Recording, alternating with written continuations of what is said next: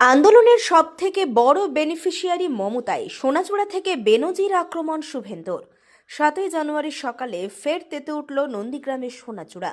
2007-এর রক্তঝরা আন্দোলনের স্মৃতিতর্পণে এসে মুখ্যমন্ত্রী মমতা বন্দ্যোপাধ্যায়কে বেনজির ভাষায় আক্রমণ শানালেন বিরোধী দলনেতা শুভেন্দু অধিকারী।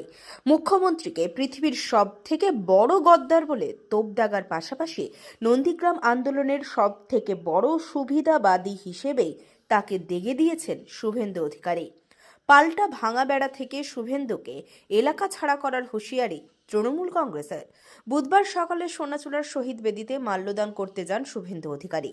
2007 সালের এই দিনেই ভাঙাবেড়া ব্রিজের কাছে তৎকালীন সিপিএমের হারমাদ বাহিনীর গুলিতে প্রাণ হারিয়েছিলেন সেলিম, ভরত ও বিশ্বজিতের মতো আন্দোলনকারীরা।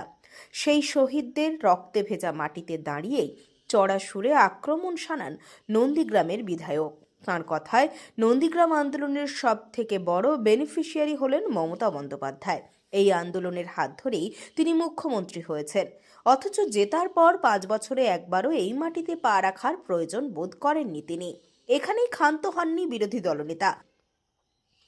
মুখ্যমন্ত্রীর অতীত রাজনৈতিক সফরের প্রসঙ্গ টেনে তিনি জানিয়েছেন, তিনি রাজীব গান্ধী থেকে অটল বিহারী বাজপেয়ী সবের সঙ্গে বিশ্বাসঘাতকতা করেছেন। নন্দীগ্রামের আন্দোলনকারীদের মামলা প্রত্যাহার প্রসঙ্গেও সরকারকে বিঁধছেন তিনি।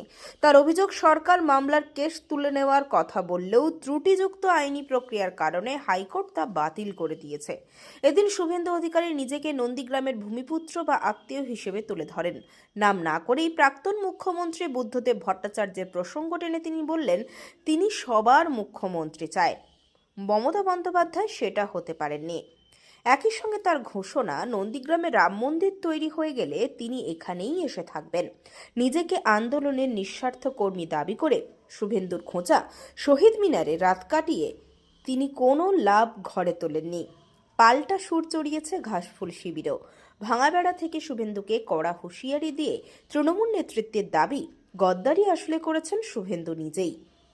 কাজল মাইতির রিপোর্ট, দেশ মানুষ।